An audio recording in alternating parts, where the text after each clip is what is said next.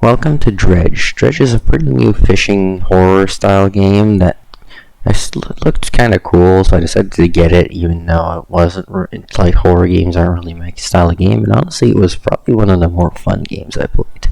Although it's quite short in overall, at about 7-ish hours, I'd say, of total play time.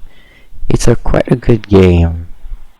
Now in Dredge, you start out with your obviously crashing your boat, as you can see, and then you arrive at the dock with the town with the mayor, which ends up giving you a free extra boat they had, and then he tells you have to pay back. So kind of like a loan-like system.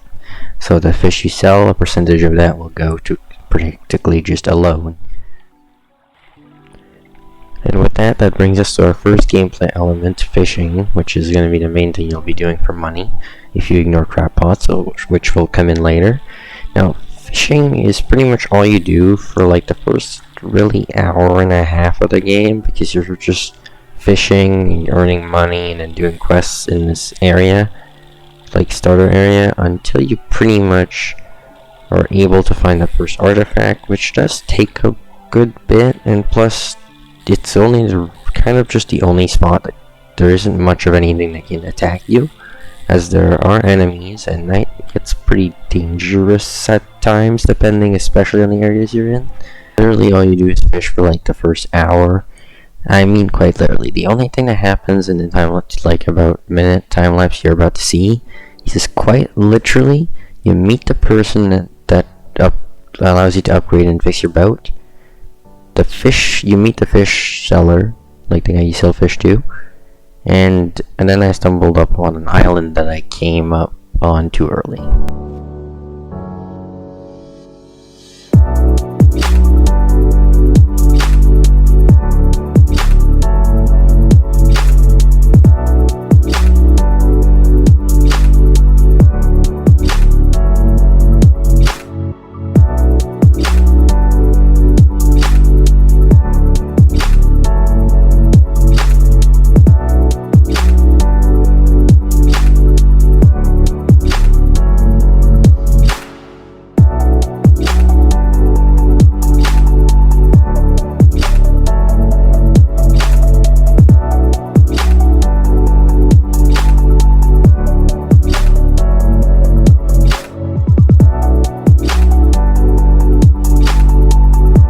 Now, although the mansion's door was locked because I went there a bit slightly too early, like literally one quest too early, the warehouse wasn't, and it had some pretty good stuff in it. It had an arterial engine and a cider ruin, which I both had no idea what they did, other than the fact that I couldn't actually pick up the arterial engine. After completing the quest that I had somehow missed, I was able to actually unlock the mansion and get access to the collector, which is going to be the main central point of this game's essentially mission system. He pretty much asks you to find 5 artifacts, 1 in each area of the game, and you pretty much have to go one by one, go do all the stuff that you need to do at the islands, and just like every other game pretty much ever, it's just your average mission system, and then the journey is dependent on how the game was designed. And by that, I finally found the first artifact on the Marrows, giving us the first artifact out of 5, which meant the Marrows area is practically done, other than optional NPC missions that it has, because the starter island has a few extra missions you can do, but you don't have to do to beat the game. And with that, I pretty much only had to pull up the key and then bring it back to the collector. The collector then gave me an ability called Haste, which essentially allows you to go faster at the cost of having a engine heat meter. And if you hold the boost for too long, your engines will blow up if the meter hits the top. At least one of them. Now that ends off the mission side of the first island. However, there is an extra mission, which is pretty much to build a house for the builder in town, which pretty much wants to move out to somewhere different. So you pretty much just have to bring materials to one of the islands that really doesn't have anything on it, honestly. And with the marrows done, that brings us on to the Gale Cliffs. Now, I'm gonna be honest, the Gale Cliffs look pretty friendly when you arrive. However, it honestly holds probably the most deadly of all the monsters in the game, surprisingly. Or at least the one I had the most trouble with. Which is definitely interesting as it's the first area of the game you get to.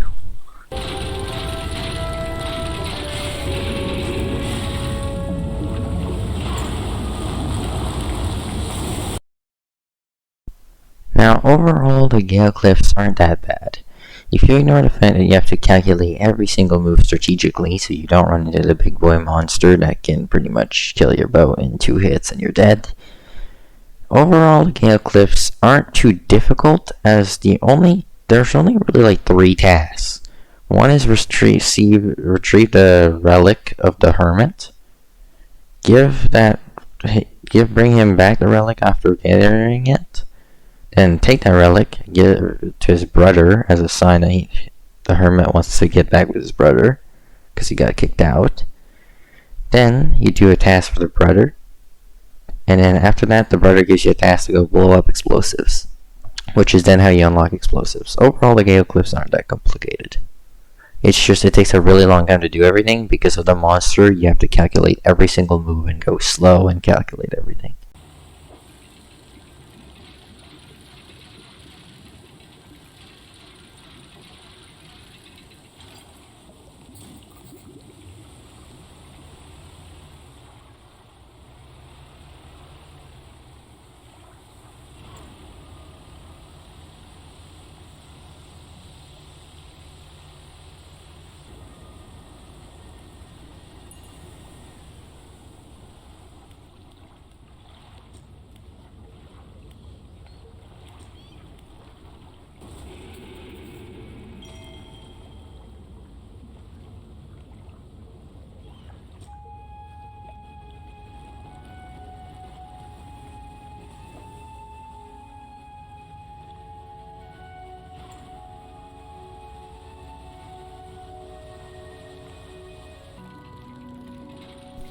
And with that allows us to get the second artifact from Gale Cliffs, which took about an hour and a half, maybe a little over that, although I did spend like 40 minutes learning how to use crab pots, which is why my boat is upgraded a few tiers between the clip of gathering the family crest and the blowing up the explosives. That's why it's blue instead of red now, because it's tier 3 instead of tier 1 or 2.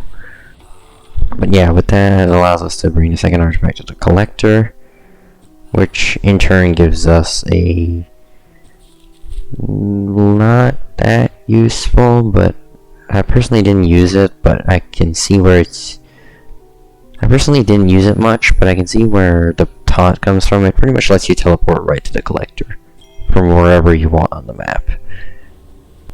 And with that brings us to the Stellar Basin. Now, the Stellar Basin doesn't have that much difficulty. It just takes time to catch a bunch of fish types you need, and other than the giant monster plant in the center of the desert lake kind of area. Overall, the area is fairly chill.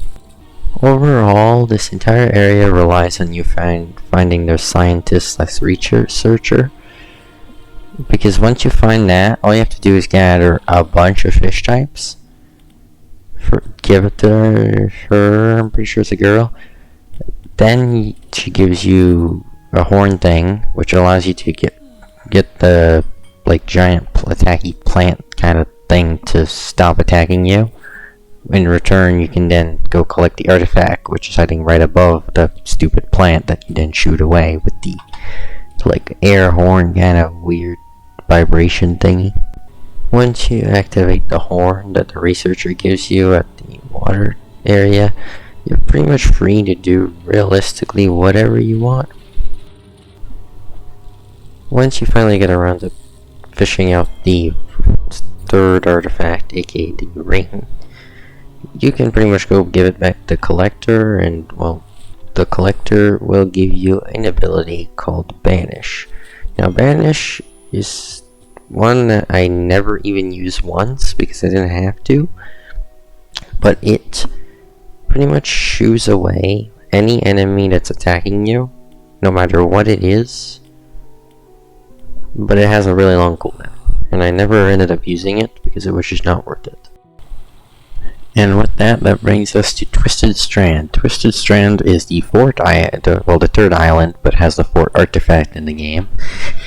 Now, Twisted Strand was the fastest out of all the islands I completed, which is surprising because I honestly would have expected it to be the longest. On Twisted Strand, what you have to do is you have to, well, once you make it, first of all, you can't see crap. And then, on top of that, the enemies, there are 3 of them in Twisted Strand. The 3 major enemies for the actual island, there are 3 of them. And unlike the other enemies, they don't work off of visibility. They work off of sound. Meaning, as soon as they hear a sound that's pretty much enough to get them out of the water, then they can actually see you and they'll just chase you screaming at you.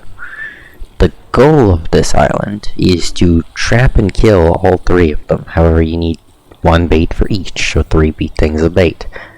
You have to give a guy a bunch of different fish, once again, from that island kind. And then he'll give you bait in exchange for different types of fish until you have all 3. Then you have to bring him all 3 carcasses from the dead, kind of purplish yellow pimply boys. And then after that, he will reward you, obviously. And you'll be on your way to the collector. Oh, and also the fourth artifact gives you an ability that lets you collect all the fish in one school at once. Because for some reason I forgot to include it. You guys ready for Devil's Spine? No? Well, too bad. Because I actually didn't film like half of this island for some reason. I don't even know. But, you know, at least I got the ending of the game, so good enough.